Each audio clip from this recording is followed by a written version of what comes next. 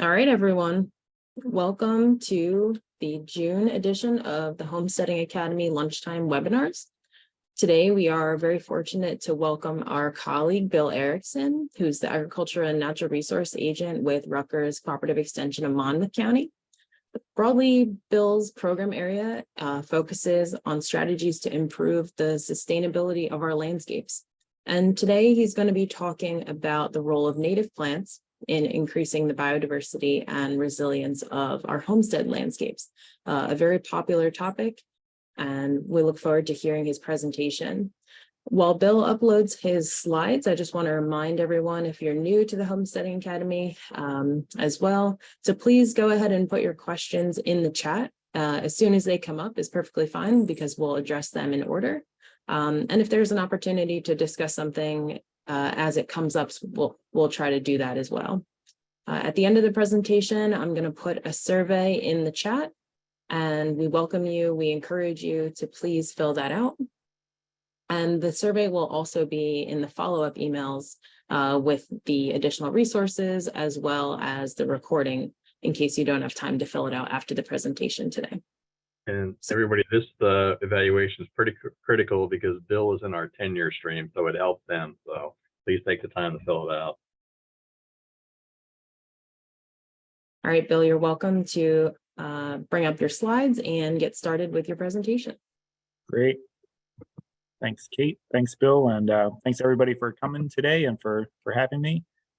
So I was mentioning before, this is one of my favorite topics to talk about. So I'm the agriculture agent for Rutgers Cooperative Extension of Monmouth County. And I work with nursery growers, landscapers, farmers throughout our region, really focused on bringing more sustainable practices and ecological practices to our nurseries, farms, gardens, and landscapes. And so one of the major areas that I'm working with are native plants. And so we work with the commercial side of the industry to try to give them the resources that they need to produce the plants that are becoming much more popular. As we know, there's a lot more demand for native plants, and as we try to work with them, and then we try to share this information with all of you as well. So you may have heard of the Jersey Fresh program before, for the State Department of Agriculture promotional program for tomatoes and sweet corn, Jersey Fresh blueberries. There's actually a Jersey Native Plants program now that got funded last year, and it's a state program to support more native plants at point of sale at the nurseries and to support from the marketing side of it. So there's definitely support from our state. We also see the New Jersey Roadways Native Plant Initiative, where they're planting more and more native plants in our roadways and the Transportation Authority. So this has been going on for a few years now. And then also recently we've seen the New Jersey DEP stormwater rules to incorporate more green infrastructure in their wastewater management plans. And this utilizes plants, in particular, a lot of native species, native grasses and sedges, to intercept stormwater before it gets into the hard infrastructure, the wastewater treatment type facilities. And so it prevents it from flooding through runoff and reduces the impacts on our built system. So we're incorporating plants and native plants, a lot of their ecological functions throughout some of these state programs. And it's because native plants provide a lot of ecosystem services. So soil stabilization, water retention, as we were just mentioning, of course, the beneficial insects attracting beneficials. Everyone's very rightly so concerned and wants to do something about that. And even in our small yards, we can, it's something we have control over. We can decide which plants we grow, and with the knowledge of which plants are going to be best for these insects, we can have an impact. And every yard, 1 yard at a time, it starts to build up the ecosystem of the entire state to a more complex, biodiverse ecological habitat. Not only for the beneficial insects, but for birds as well. And we'll talk a little bit about that. A lot of our native plants are also lower input, and they still have to be selected the right plant for the right location. So you're going to see that a few times throughout this talk. But there are many drought adapted plants that don't need as much water, or low fertility plants that don't need as much fertilizer, or there's plants that thrive in shade or wet conditions. And so we have native plants that fit in many different site conditions. We just have to match them up correctly. Sequestering carbon, cleaning air, these are things that all of our plants in the landscape can do. I've got some links throughout this slideshow. You won't be able to click on them here, but if you get a copy of the slides, these links will all be live for you. Incorporating native plants into the residential landscape. This is a fact sheet that some of our colleagues put together a few years ago. It's a great starting point to look at some natives that work really well in the landscape. This is another cool resource. This is the New York City street tree map. Now this includes native and non-native species, but I include it here because they actually calculated not only the ecological benefit of all these trees throughout the city, but also the economic value. And so what they did is that this is a major project. They mapped the trees throughout New York City, almost 700,000 trees on this map, 234 different species. And what they did was they looked at, how many gallons of stormwater were intercepted each year just from these trees, over 1 billion gallons, saving the city over $10 million from the reduced impacts on their infrastructure. Energy conserved from shade on the buildings, air pollutants removed by the trees, carbon dioxide reduced. So over $100 million of economic benefit, in addition to all these ecological benefits just from the trees alone in the city. So looking at the city as an urban forest. So really cool interactive map that you can actually go to and look at, the different trees throughout the city. Okay, so this slide, this is another great resource. The North American Butterfly Association, this is New Jersey chapter, they have a website. These are just a subsample of some of the butterflies native to New Jersey that favor grasses. So this is a subfamily, grass skipper butterflies. So native grasses, we don't think of them as necessarily being great for pollinators, but these are some butterflies, just a small sample of the diversity of different species that thrive on them. And so this is important from, ecological perspective for them as a species alone. But if you look at the picture on the bottom right, this is why it's really important to encourage native moths and butterflies, because what do they produce? They lay eggs, right? And the eggs hatch into caterpillars. Usually we don't want to see caterpillars on our plants, they can cause damage, but most of our native species, the caterpillars are a major food source for baby birds. So it takes several hundred caterpillars to feed a nest of baby birds, and they're a major protein source. So sometimes it can be hard for birds to get protein. They're a major source. That caterpillar, that is concentrated protein. So if we're trying to think about higher level biodiversity, we want to encourage, our pollinators, and then our moths and our butterflies, and it gets up to this higher food chain level to encourage more bird populations. And then we're really having some serious impact on our ecosystems and the biodiversity. So we can do that with the plants that we choose. There's a resource by Dr. Doug Tallamy from the University of Delaware, and he was an entomologist. So he studied insects. And so he looked at this ecological interaction. So which plants are going to bring in the most native moths and butterflies to produce the most caterpillars to support the birds. So he's looking at all these ecological interactions. And he worked with the National Wildlife Foundation to develop this resource. And this is a website. You can go in and put in your zip code, and it will give you plants categorized either by flowers and grasses, as you see here, or trees or shrubs, and which ones rank the highest for bringing in these moths and butterflies. So if you see that first one there, it doesn't have a picture, but goldenrod, solidago, there's a little 121 with an image of a butterfly there. And that means 121 different species of moths and butterflies will use goldenrod as food and habitat. And so that's tremendous species diversity that's going to transfer up the food chain to feed the birds. So this is a good way that we can start to select our plant communities based on having some of their maximum ecological function in our landscapes. Dr. Tallamy has also written several books, great concepts in terms of this backyard national park kind of concept where each one of our yards can contribute to a larger park ecosystem. So we still have to think about the right plant for the right location. So you may have heard this before, and this is really important. So we have to match up all of these factors, and this is what's going to help us define which plants are actually going to work. Because even if plants are native, if they're in the wrong location, they may not thrive. They can have their own insect issues or disease problems. Native plants are not necessarily immune to these issues, especially if they're not in the right spot. So first we have to think about what are the conditions of the site that we're working with. You can modify site conditions, or you can choose plants that are going to actually work well in that site. Is it wet, dry, is it shady, full sun? Certain plants are going to thrive in each one of those conditions. I want to match that up with the optimum growing conditions of that plant, and then to think about what your goals are. Functional goals like a hedge or a screen or windbreak, those would be functional goals, or aesthetic goals. Do you want to have certain colors of flowers or continuous blooms throughout the season?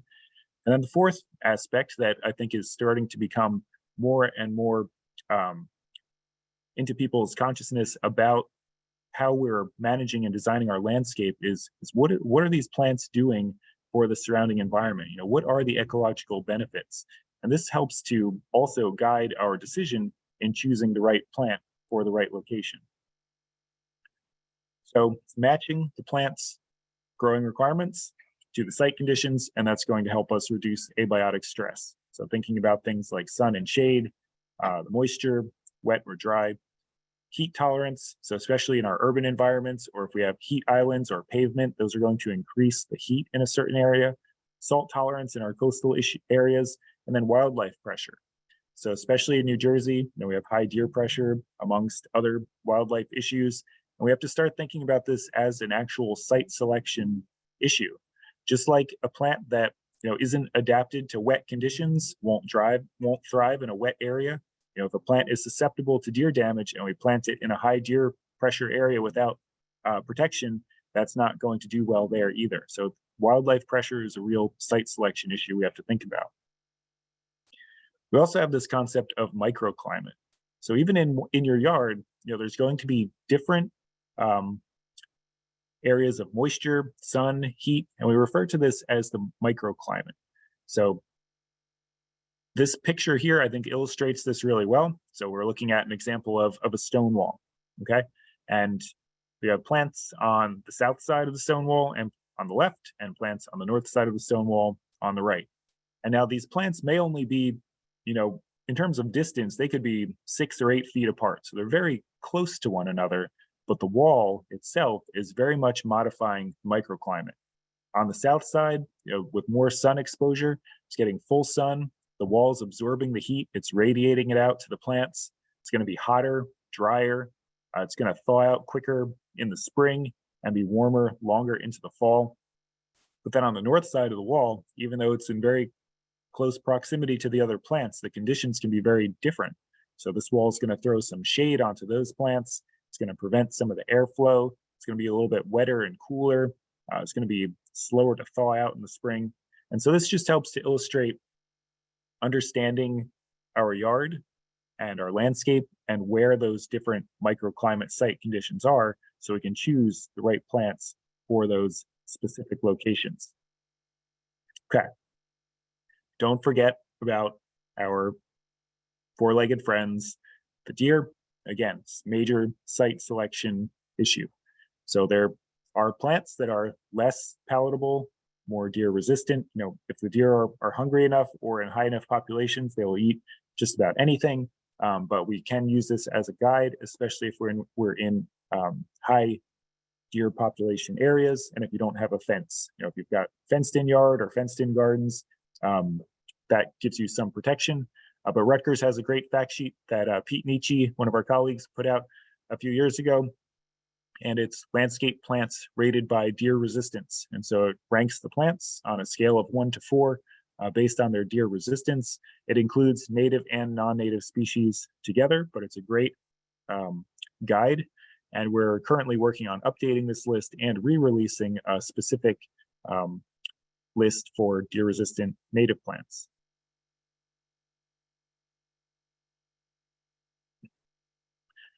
So this is a lot of information, to think about our site conditions and which plants might go there and is it native. And luckily, there's a resource, Jersey Friendly Yards. This was developed by the Barnegat Bay Partnership in cooperation with Extension. And this is an excellent resource. So what they have here is a plant database where you can go in and filter for the different characteristics of the plants they are looking for. And they have in here plants that are well adapted, low input plants for New Jersey. So you can see some of the filters that I selected here. It's like native plants only with high deer resistance. They have 98 plants on this list in this database that are native and deer resistant. And so then it will give you the different plants and you can click on each plant and it will give you growing information, when it blooms, the site conditions, whether it attracts pollinators. So it's a lot of information. And then you can also go through and click through and save each plant so it can start to build the list for you. And with these filters, you can also choose, say you want something that has high drought tolerance, or if you're in a coastal area and you want salt tolerance, you can click those filters as well, and it will narrow down the list for you. And then you can also go to other resources and learn more about these plants or find out more about them. But this is a great way to start to put all of that together once you know the site conditions of your yard and what plants you're trying to match it up for.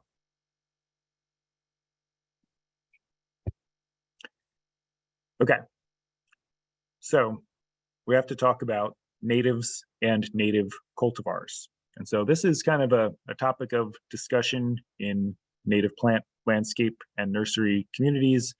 And what we're talking about here are open pollinated, straight natives, they're called sometimes, plants that are derived from natural genetics, from New Jersey, for example. We're in New Jersey, so we'll focus on New Jersey. So this would be like seeds or cuttings that came from a wild population of plants and were propagated out either sustainably harvested and then grown out at home at your homestead, or by a nursery and then grown out. So they're true to the genetics that were in the wild.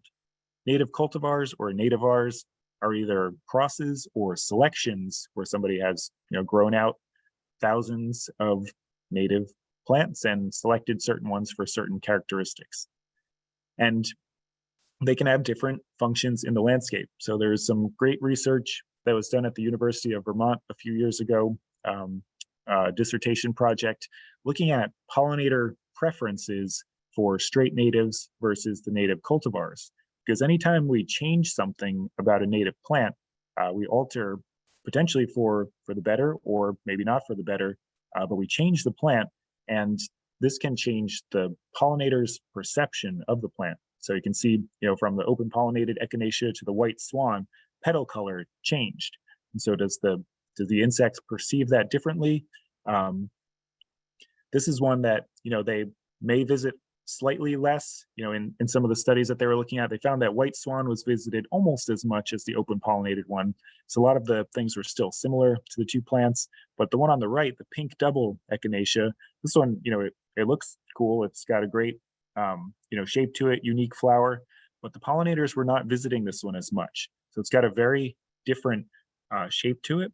And the insects that evolved to feed on echinacea, their mouth parts didn't really evolve in the same way to be able to access that plant. So there's kind of an ecological mismatch there. And so it didn't have the same ecological value as some of the straight natives. So that would be, a case for growing straight open pollinated natives. However, there's always however, right? This is not a simple answer, and this is why this is a discussion. Some of our cultivars may be more disease resistant, or maybe they produce more flowers, or they bloom for a longer period of time. And so this can actually have greater ecological benefit. But, however, you also narrow the gene pool. Every time you're making a selection, and even if it's a great selection, and we're focusing on those genetics, we're kind of narrowing that down in terms of, how many different types of plants and how much diversity is grown.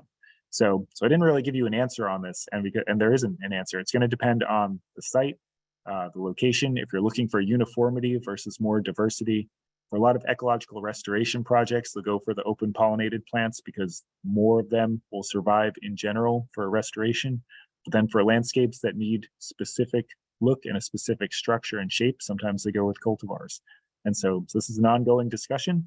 And one of the projects that I'm personally working on right now is collecting cuttings and seeds from public lands throughout the state of New Jersey to collect native plants that come from New Jersey genetics and to start to evaluate them so that we can have high quality selections, but that are actually from the strands of native populations.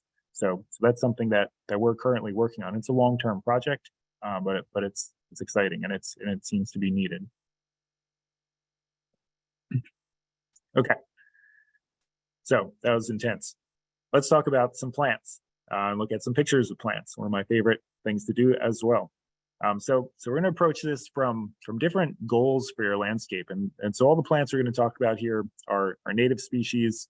I try to highlight some of the site conditions as we're going through, and if it's deer resistance, to really focus on that as well. So there's over 2,000 different native species of plants throughout New Jersey, and that's way too many to cover in our 60 minutes or less today. But we try to focus on ones that are really good for landscape applications, high degree of deer resistance, or tough plants for one reason or another, and especially the ones that rank high for their ecological benefit based on Doug Tallamy's research. So remember, the plants that are going to bring in our native moths and butterflies and feed the bird populations.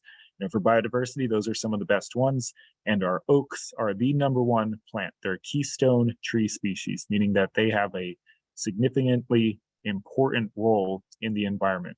New Jersey has 17 different species of native oaks, and those oak trees can attract over 500 different species of native moths and butterflies. So I didn't even know there were over 500 species of native moths and butterflies before I started learning about this. And so oaks are great for that and great for supporting bird populations.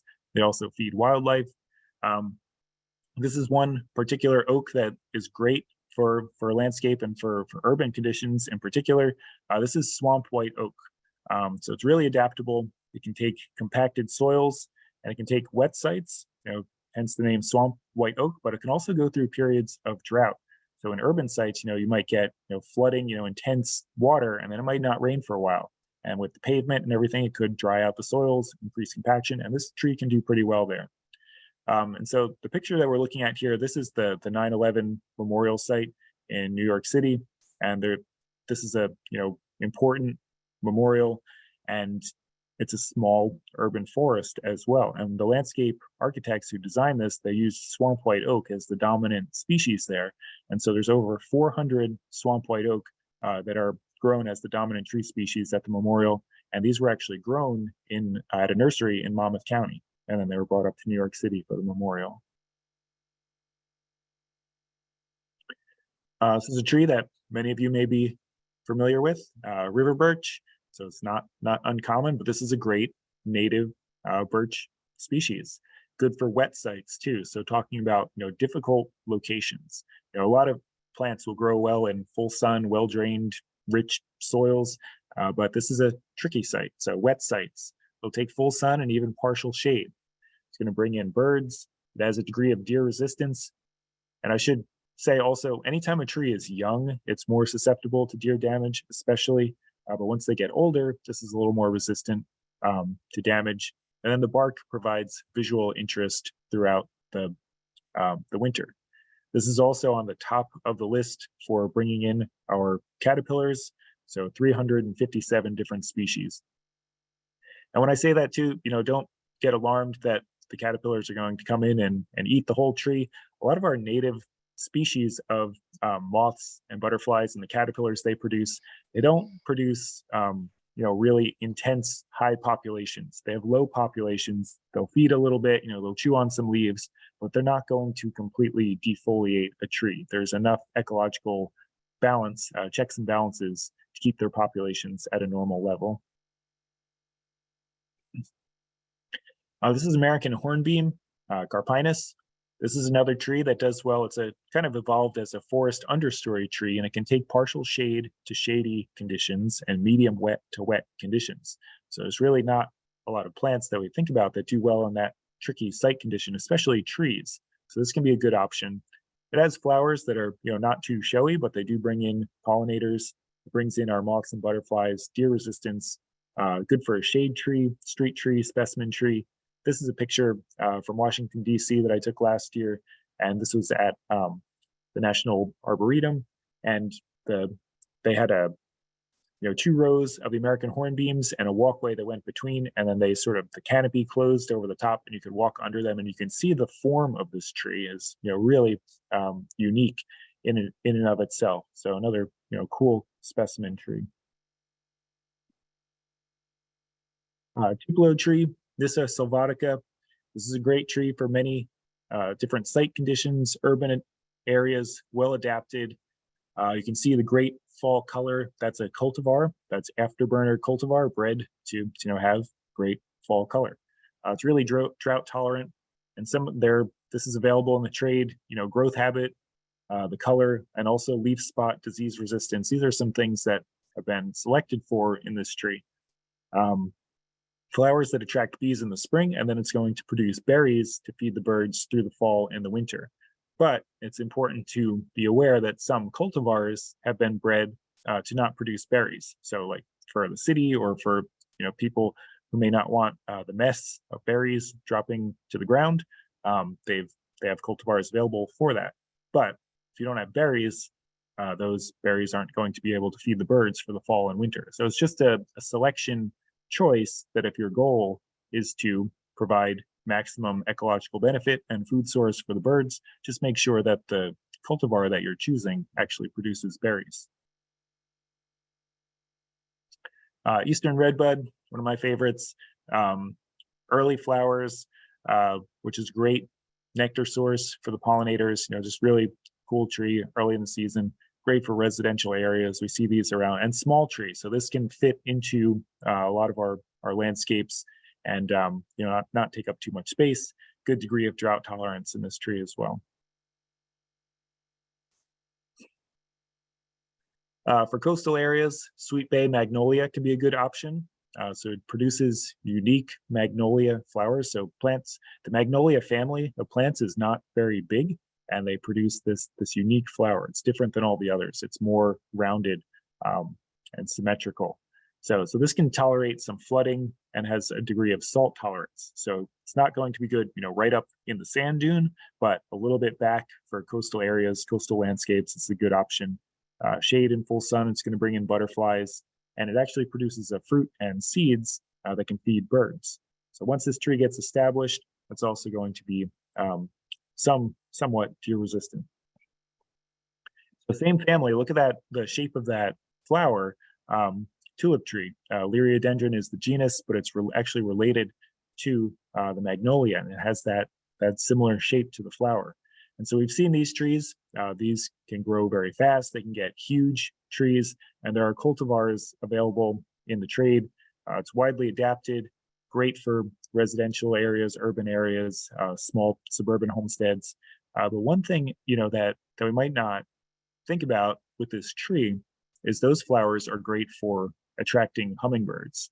And so this is really cool because think about how many flowers a tree produces. A mature tulip tree is going to produce hundreds, if not thousands, of flowers in a season. And so we love hummingbirds, and there's all kinds of plants that we grow for them to attract them. Some of our herbaceous perennials. But this is a whole tree full of flowers that are going to bring in the hummingbirds. So we might not be able to see them quite as close because they're all the way up in the canopy of the tree, but this is a good one for them. So that's kind of exciting. The flowers will also turn into seeds to feed the birds throughout the fall and winter. So good ecological benefit on this tree as well. Maples, in particular, red maples. We might not think of this tree as being too exciting because it's so common, but it's also really high on our ecological biodiversity list, 286 different species of moths and butterflies. and check out the flower on the bottom of the screen there. If you haven't seen a red maple flower up close, they're actually really cool. They flower very early, so they're a good nectar source and pollen source for pollinators. And there was a research study done a couple years ago at the University of Delaware. Different researchers, Doug Tallamy, what he wasn't one of the researchers, other team of researchers. What they looked at were red maples growing in two different urban forests. One was kind of less urbanized. It was in Delaware, and the other city was Philadelphia, and it was more urbanized. And so they, had different ways they calculated the urbanization based on, population, pavement, infrastructure, things like that. And they looked at different physiological growth parameters of the maple trees to see, how are they doing in this environment. And they actually found that the trees in the more urbanized environment in Philadelphia were doing better. So it was actually a tree that was, thriving and, doing well in these conditions. Not every tree can tolerate, the increased heat from the pavement, the carbon dioxide, soil compaction, pollutants in the air, but the tree was actually responding to these different factors and growing really well. So really interesting study, and just showing, we can have productive urban forests with native species just by choosing the right ones that are going to thrive there. Okay. So sometimes we don't have enough space in our landscape for huge trees, to grow tulip trees or oaks or things like that, but we can fit shrubs in there as well. And so a lot of the times, some of our goals are going to be incorporating flowering shrubs into the landscape. And there's a lot of shrubs we can use that have ecological benefits. And these are some great options to replace some of our more exotic and invasive shrubs. So things like barberry, burning bush, for example. These are shrubs that are non-native and start to spread and get into our forests and can create some trouble in the ecosystems. So we have a fact sheet that's just about to be published on invasive species and native replacements for those species that fulfill similar kind of roles in the landscape, but they have a better ecological footprint and benefit. So one great native plant, this is Virginia sweet spire, Itea. It's going to flower early in the season, late spring, early summer, and these are fragrant blooms. So look at how many flowers are on that. That has some degree of deer resistance, full sun to shade, can take some wet conditions. And on the bottom, we see the great color in the fall foliage. And so this is something that can be a really excellent replacement for some of the invasive species. It's going to bring in all the different pollinators, bees, butterflies, hummingbirds, birds. So cool native shrub. A little bit later in the season, so that one that we just saw, the Itea, that's going to bloom early in the season. And then a little bit later in the summer, July through August, is summer sweet, Clethra alnifolia. And so this is also going to bring in all of our beneficials. And this one is evolved as a forest understory shrub. So it actually flowers in the shade. And there's not, it's kind of a difficult site condition to get flowering plants that are actually going to produce in the shade. So this is a great one. Minimal pest and disease problems. It grows really quickly. This is one that we're collecting from our public land. So we're working on some propagation for this. It will actually propagate pretty easily. And we're looking for great specimens of it. Which ones are going to produce the most flowers and have the best flowers? Do we see color variation in the flowers? And do those genetics exist, just within our state of New Jersey in a wild population? So we're trying to find those plants. And if you know of any, let us know. Okay, we also have some native hydrangeas. So hydrangea arborescens, wild hydrangea, and everyone loves hydrangeas, right? So most of the hydrangeas that are planted, they are not necessarily native hydrangeas. They're crosses, they're hybrids from different areas, and you may see the flowers only contain those bracts, which are the white part of the hydrangea flower. So a lot of the ones that are in some landscapes only produce that part, and there's no pollen there, so they're not feeding our pollinators and our insects. But if you look at our native hydrangea here, and lace cap type hydrangeas in general do this, they actually produce flowers that produce pollen, and insects love it. And you can see there's a diversity of different pollinators on there. So there's a great nonprofit down in Delaware, just over the border, called the Mount Cuba Center. And they are a native plant estate nonprofit. And what they do is they actually evaluate different species and cultivars of native plants for how attractive they are to pollinators. And they have volunteers who will go out and count the pollinators each day that visit the plants, and they'll evaluate them, and they produce reports that are free. They're full color reports. They're really excellent publications. You can check out their website. But they did a 5-year study on hydrangeas, and they looked at which ones were the best for pollinators, and they found that our native hydrangea arborescens was the best one, attracted the most pollinators. And so I think this is a good one, especially as like a gateway native plant. Everybody loves hydrangeas, right? So it's a small step to choose our native wild hydrangea as opposed to something that came from somewhere else and isn't going to have the same ecological benefit. Also, we have some native azaleas. On the East Coast, we've got about 10 or so different species that are native, and then a smaller subset of those that are native to New Jersey. So this is something that we're collecting from our public lands as well. And these flowers are spectacular when they bloom. They're going to bring in pollinators. They bloom in the shade also, partial shade. This is forest understory, forest edge type shrub. They want well-drained soils. And people know azaleas. People like azaleas. So they have great flowers. These are deciduous though. So whereas a lot of our hybrid and non-native azaleas are evergreen, these will lose their leaves. So you may think of that, maybe that's not as good of a quality, but you do get great fall color. So you get some gold and orange hues on some of these native azaleas. So it's a really cool, another species. One of the best flowers, I think, on some of our native shrubs that we have. Also native, we're finding this in the forest, mountain laurel in Monmouth County. It's just finishing up blooming. I'd say last week it was just about at its peak. And so we've been collecting some of these for cuttings as well. There's many cultivars of this also available. So this is great for woodland gardens, forest edge type gardens. It's going to bring in butterflies and birds. It does not propagate well from cuttings. It's really hard to get to root from cuttings. So we're working on that, because then you can vegetatively propagate it. If we have really good specimens, we can start to make more of them, get them out into the nursery industry's hands, and have them get out into the world a little more. So it's usually seed propagated. And so we're going to be collecting seeds, and we're working on the cutting propagation now. This is an interesting plant. This is buttonbush. You can see the very unique round flowers.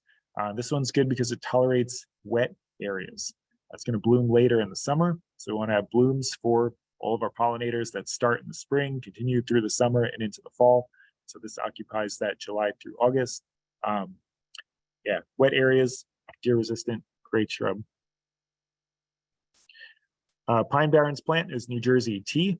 And so similar to what we just saw, but this will thrive in dry conditions. So we've got different shrubs that are somewhat similar, but depending on if you have wet or dry conditions, we can match them up appropriately. This is also going to bloom a little bit earlier in the season, May through July. Bring in our pollinators, deer resistant.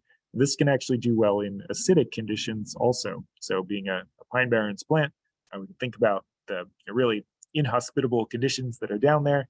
And this is a plant that thrives there. We can also work well in our low input landscapes. Ninebark, this is a plant that does well in tough environments. It's really adaptable, great nectar source, great flowers for the pollinators, but it's derived its name from its interesting bark. So even in the winter, this plant is going to have some visual interest. It's going to look good. Low fertility requirements. It's drought tolerant, good tough plant, and there's lots of cultivars available in the trade as well if you want to get something more refined.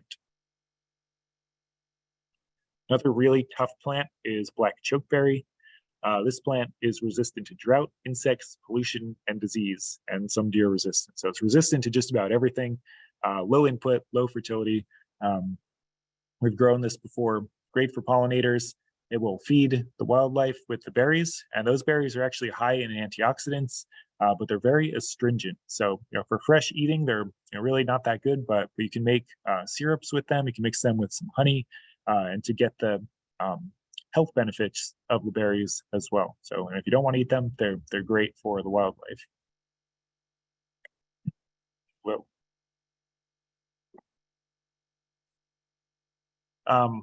Another plant that we actually have a fact sheet on. So Pete Nietzsche did some work on this plant as well. This is beach plum. And this is a plant that you find growing in the sand dunes. So if anybody is familiar with Island Beach State Park in Ocean County, they do a beach plum festival every year to celebrate this plant. And there's beach plum jam available. So great flowers. So it's in the prunus family. It's in the plum and cherry family. Great flowers in the spring. It's going to bring in the bees and the butterflies. Drought tolerant, salt tolerant. It grows in sand. So any plant that grows in sand, is great in my book. Low fertility requirements, low water requirements, salt tolerance. So this is cool for coastal areas. And there are some cultivars that have actually been bred for fruit production to make the berries even sweeter. So this can be good for edible landscape situations. Okay. Probably have seen this before. So hedges, right? We live in New Jersey. We want to have borders on our properties. Hedges are important, or windbreaks. However, this on the left, that pruning style that seems to be becoming more and more common in the landscape is not something that we always want. And that's deer damage, right? So they're chewing up to the browse line as high as they can reach. And arborvitaes are something that they tend to chew on quite a bit. So we'll look at some other hedges, some native hedges that maybe fit that site selection criteria, a little more deer resistant. On the right, boxwoods, very popular. They'd have quite a few problems, boxwood blight being the worst. They also can get things like volutella, boxwood leaf miner, so insect and disease issues, especially in wet environments. And when you're shearing and shaping boxwoods in a wet environment, you can be spreading spores and creating those disease problems. So we'll look at some other options for that as well. Okay, American holly, native plant, salt tolerant, drought tolerant, and a major dominant tree species in our coastal maritime forests. So there's a cool park, it's called Crescent Park in Seagirt, and you can walk under the canopy of mature American hollies. Really cool. There's also a holly collection at Rutgers Gardens in New Brunswick. Great native plant. And these have a high degree of deer resistance. They might chew on it a little bit when they're young, but this is going to be more deer resistant and fulfill that role where arborvitaes might not be cutting it. So these can either be grown naturally to their natural shape, or you can actually shear them and have a more formal look, as we're seeing in that picture. We also have added ecological benefits. These are going to produce little flowers, probably flowering about now. And then those flowers are going to attract our pollinators. And then they, of course, turn to berries throughout the fall and winter, and that can help feed the birds. So more deer resistance, we still get the goal of the hedge, and we can have that added ecological benefit. Bayberry, another coastal plant, grows in the sand dunes. It's going to be drought tolerant and salt tolerant, deer resistant, semi-evergreen. They do lose their leaves in this part in our region through the winter, but this can be good for a hedge as well. You can see formal, sheared, and shaped on the left, and then my preference being the more natural form on the right, and just planted together and allowed to grow into a mass. It'll produce little flowers that we don't see much of, but this will bring in some beneficials, and then it does produce the little berries, hence the name bayberry, and those are going to feed birds and be a good food source through the fall and winter. So for boxwoods, one of the alternatives that we have is inkberry holly, Ilex glabra. So it's in the holly family. It's native, it's evergreen, and it does well in wet sites. So boxwood really does not like to be wet, but inkberry holly will do well there, and it produces these little flowers. They're going to bring in pollinators. Those will turn into berries and feed the birds. And it has some degree of deer resistance. So there are releasing cultivars of inkberry holly that can be shaped even more, and so it behaves more like boxwoods to get a plant that's more disease resistant and has added ecological benefit to start sort of replacing some of the boxwoods in our landscape.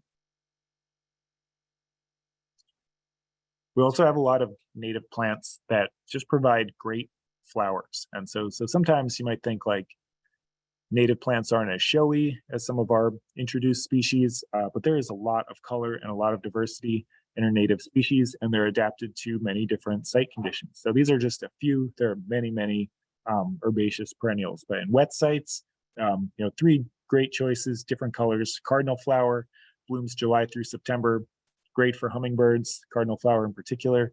The blue lobelia, it's going to bloom August all the way through into October, also good for wet sites. And then on the right, Joe Pyeweed, this blooms August through October, big pink blooms. This plant can get 6 feet tall or so in wet environments. And all of those flowers are going to turn into seeds that feed birds through the fall and winter. And then there's also cultivars. There's a cultivar called Little Joe that grows smaller. So if you don't have room for this huge plant, there are smaller ones as well. But the big plants are also going to put on more biomass that can either be used for mulch or compost or cut down as it dies back for the winter. So just a few great options for wet sites. And if we have dry sites, Echinacea, a lot of people are familiar with, black-eyed Susans, native Rudbeckia species, great option. Other, 2 more gateway native plants. And then a false sunflower, Heliopsis. This is another one that can bloom into the fall in dry conditions, low input. And these are really good for cutting gardens too, for cut flowers. If you want to have perennial species where you can cut flowers and bring them into the house and feed the pollinators, these are some good options. Another one is Baptisia, wild blue indigo. And so this is a herbaceous perennial, so it grows every year and then dies to the ground, but it almost forms like a little shrub. So it has a mounded growth habit, produces early flowers, great for pollinators, and it fixes nitrogen. So just like clover or peas or beans, the Baptisia forms an association with bacteria. They can bring nitrogen out of the atmosphere and put it into the plant tissues. So all of those leaves, all those shoots, those contain nitrogen that came out of the atmosphere. So when this plant dies back to the ground from the winter, naturally, that's all that nitrogen will re-release back into the soil, or you can cut it and throw it into your compost pile and sort of enrich it that way. So it's good for low input sites, bring in nitrogen, attract pollinators, great plant. Mentioned this plant briefly as being one of our top herbaceous perennials for bringing in moths and butterflies, seaside goldenrod, solidago, goldenrods in general. But one of the reasons why this plant is also very important, so it's great flower. It's it's well adapted for coastal areas. It grows in the sand, salt adapted, drought tolerant.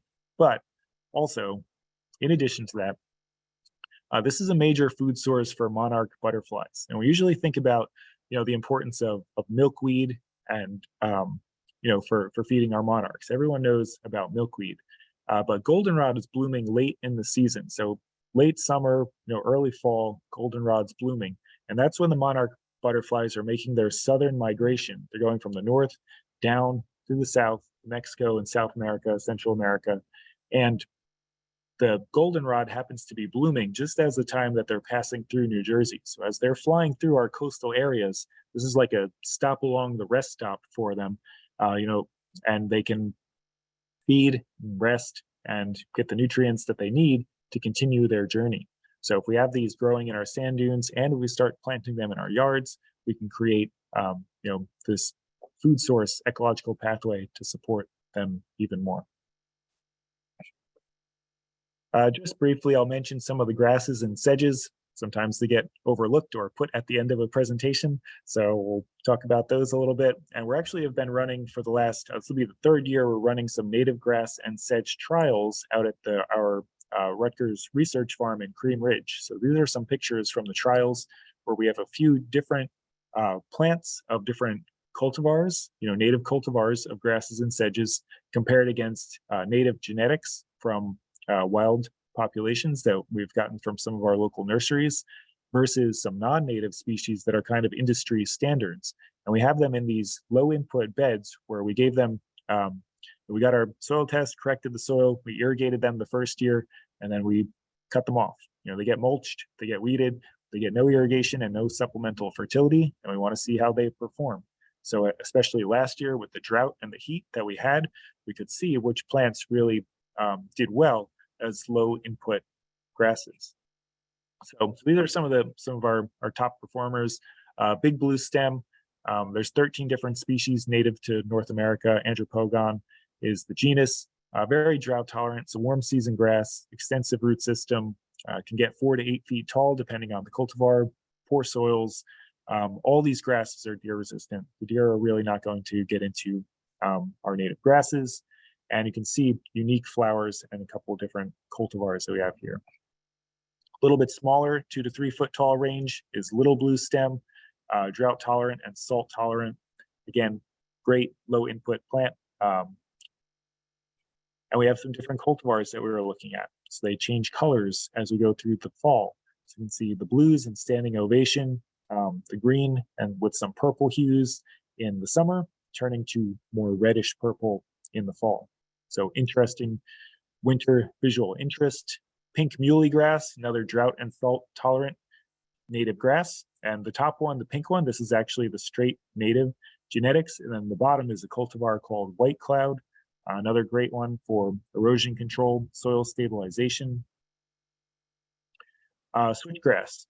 So a lot of the times there's a non-native grass called miscanthus that's planted. This can spread and get into our forest ecosystems. But we have the native switchgrass, which has really similar growth habit, drought and salt tolerant, low maintenance, fast grower. There's lots of cultivars available. Some of the ones that we've looked at are Shenandoah, Cape Breeze, and Heavy Metal. You can see differences in color and shape and uniformity for these different plants. And we can use our grasses and sedges as lawn alternatives. So in low input lawn landscapes, especially areas where you don't have to walk that much, Appalachian sedge, this evolved as a forest understory sedge. So part shade to shade, dry forest environments, this will do well. Pennsylvania sedge, again, sun to shade, well-drained soil, great ground cover. Okay, so I asked the question, can we create low input landscapes using native plants to provide ecosystem services and the ornamental qualities? And the answer, I believe, is yes. We have some great resources available. There are some lists of nurseries that carry New Jersey native plants from the Jersey Friendly Yards website, and then also our New Jersey Native Plant Society. It's another great resource and great organization, and they have some lists as well to help you find native plants you're looking for. So thank you, everyone, and I'll be happy to take any questions. Bill, I got a quick question I'll start you with. A lot of the stuff you talk about matching plants to the conditions. And I noticed, like, for years, years ago, I did wetland restoration stream, and we always use the indicator status for the hydrology. Are you guys thinking of doing that, like whether it's facultative wet or upland? Because I can see people confused as to whether something can go in a wet area or not here. I'm looking through the questions. Yeah, absolutely. Yeah, and that's a great resource, a great technical resource, and a way to actually define how wet the plant can take it. Yeah, that's a great suggestion. Okay. Yeah, I was just curious because I'm looking through the questions here, and the questions, a lot of them ask about whether it can tolerate wet or not. Yeah. I guess, Kate, do you just want to go through the questions, or? Yeah, I got a question. It's not, you don't see it in the chat. It came directly to me about toxic, like whether native plants are toxic or whether the fruit is edible for humans. Whether there was a list of those type of plants. That's a good question. Yeah, I would say, any plant they are interested in to learn about it first. So like the leaves of rhododendrons or azaleas can be toxic, or like mountain laurel, they can have toxic leaves if they're ingested. And so it's important, I think, to learn about specific plants, before you grow them. And make sure you identify them correctly. Yeah, then we have another question about getting plants to produce fruit that may or may not be edible. So how do you go about do you need a male and female plant? How do these plants vary in that way? Yeah, it'll definitely depend on the plant. Like some plants will require a specific male and female plant. So like winterberry holly, for example, it's a native plant. It's not necessarily edible, but you need a male and will pollinate several females. However, there's also native plants that just benefit from having multiple cultivars of the genetic diversity, whether it's not male or female, but like blueberries, for example, those are native to New Jersey. But if you have more than one cultivar, they're going to help with pollination with one another. So it depends on the plant. Yeah. Is that something that the nurseries will note, or I've seen sometimes they say, well, you need to plant 3 of them to make sure that you do get a male and a female, if that's required. If you're planting, open pollinated plants where you're not sure if it's male or female, then yes, you have better chances the more you plant to try to make sure that one is a male. A lot of the cultivars will actually be, if it's male or female, like if it's a cultivar of something that's been bred, it will either be bred as the male or the female. Usually it will be listed if that's specific to that plant. But yeah, the nurseries would be your best resource, or you can contact us or your master gardener office. Yeah, the one question specifically is about tubelos. Do you know if you need the male and the female?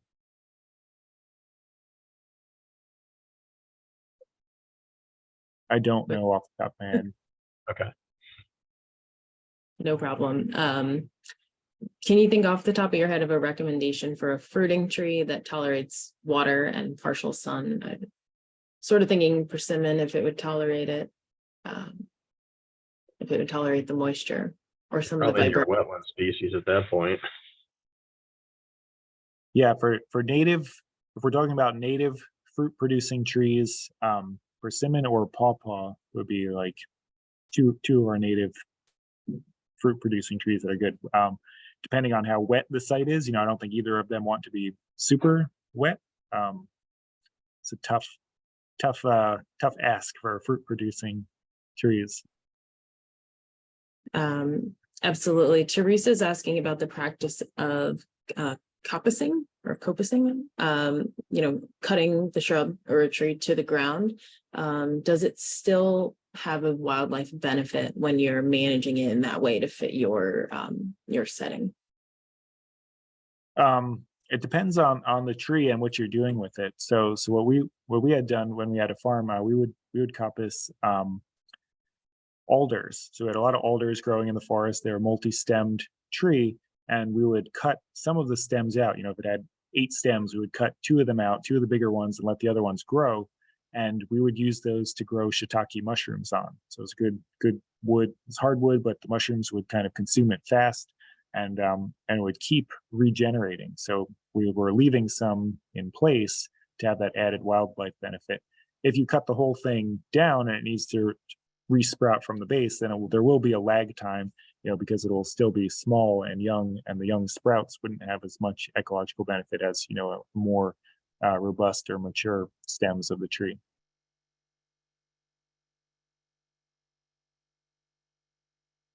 We got a specific question also, Bill, on buttonbush. Does it need wet areas? I would say, wet to moderate areas. I don't think it will thrive in, really dry conditions. But, if you have regular garden bed type conditions, I think it will do okay. That Jersey Friendly Yards is a really great resource, that plant database too, if you're looking for a specific site conditions, or you can type in the plant's name also, and it will tell you if it likes it wet or dry, in addition to being able to filter, and it'll give you a list of plants. You can also search by plant, and it will tell you everything about the plant much more accurately than my brain can. There's another question for you, is like the plants that you discussed, are they regionally adapted, like if you get into New York or Maryland? Yeah, a lot of these are going to be well adapted for our mid-Atlantic area. and some of them, as I noted through here, are going to be more adapted for our coastal environments. That's going to be a difference. We've got, woodland versus coastal inland type environments, even throughout New Jersey. So it'll be more like site selections that way, but regionally appropriate, I think. For our whole area. Yeah, I think a lot of people forget New Jersey is very diverse. We have Piedmont, we've got the coastal, we've got things in between.